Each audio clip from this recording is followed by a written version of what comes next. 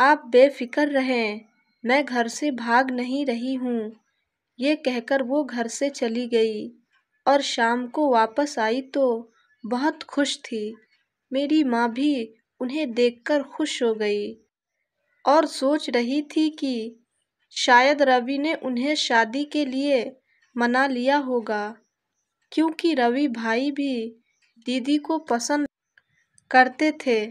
पर इस बात से सब लोग अनजान थे कि उनकी बेटी, जिसे उन्होंने बहुत लाड प्यार से पाला था और कभी भी किसी बात की कोई पाबंदी नहीं लगाई थी, वो उनकी इज्जत को मिट्टी में मिलाने जा रही है।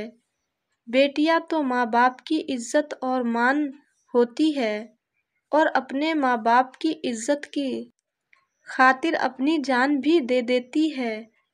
पर कुछ बेटियां ऐसी भी होती है जो कुछ दिन की मोहब्बत के लिए अपने माता पिता की इज्जत को अपने पैरों तले रौंद देती है और वो ये भी नहीं सोचती कि उनके माता पिता ने अपनी सारी जिंदगी उनकी परवरिश में गुजार दी।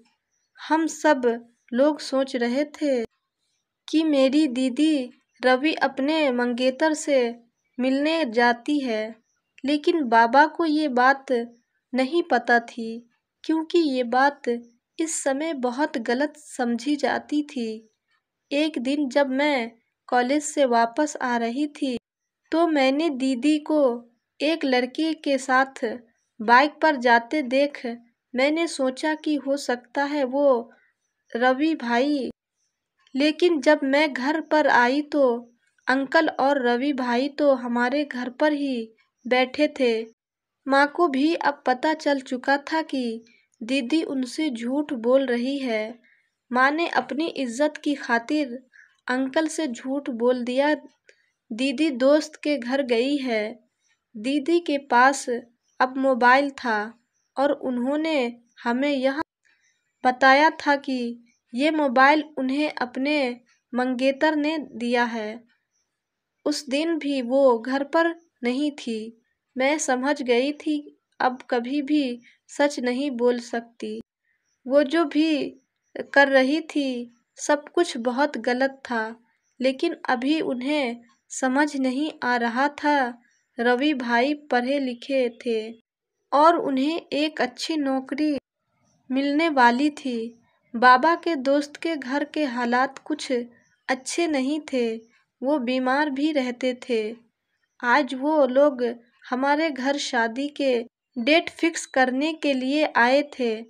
अम्मा बाबा ने उन्हें 1 महीने बाद की तारीख दे दी थी।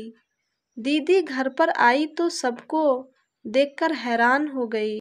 आंटी उठी और प्यार से उनके सिर पर हाथ रखने लगी और उनकी बलाई लेने लगी, लेकिन दीदी ने उनका हाथ झटक दिया और कमरे में चली गई। माँ ने उनसे कहा कि शर्म आ गई होगी।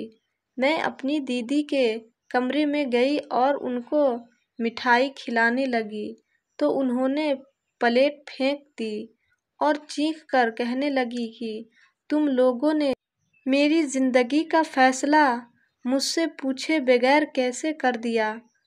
तुम लोग ऐसा कैसे कर सकते हो मेरे साथ? मैं किसी भी हाल में इस लड़के से शादी नहीं करूंगी।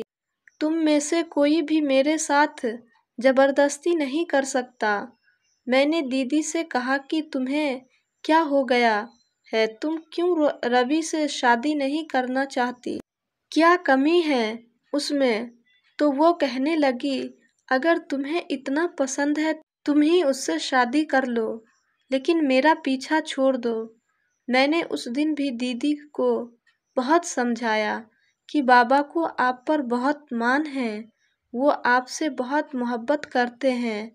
तुमने जो भी कहा है हमेशा उन्होंने तुम्हारी बात मानी है। अब तुम उनके साथ ऐसा क्यों कर रही हो? क्या तुम्हें बाबा की इज्जत का जरा भी ख्याल नहीं?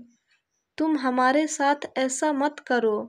माँ भी कमरे में आ गई और उनसे हाथ जोड़कर कहने लगी कि बेटी, कुछ तो हमारी इज्जत का ख्याल करो और ये शादी कर लो। लेकिन उन्होंने किसी की नहीं सुनी और लगी कि बेटी, कुछ तो हमारी इज्जत का ख्याल करो और ये शादी कर लो। लेकिन उन्होंने किसी की नहीं सुनी और कमरे से चली गई। वो बाबा के पास गई और बाबा से कहा कि दिशा की शादी रवि से कर दे। मुझे उससे शादी नहीं करनी। मैं तो अपनी पसंद के लड़के से ही शादी करूंगी। बाबा ने गुस्से में उन्हें थप्पड़ मार दिया। बाबा की तबीयत भी खराब हो रही थी। माँ ने बाबा को समझाया कि आप फिक्र ना करें, अभी नादान है। जब शादी हो जाएगी तो सब कुछ ठीक हो जाएगा। इस उम्र में तो बच्चों से गलती हो जाती है।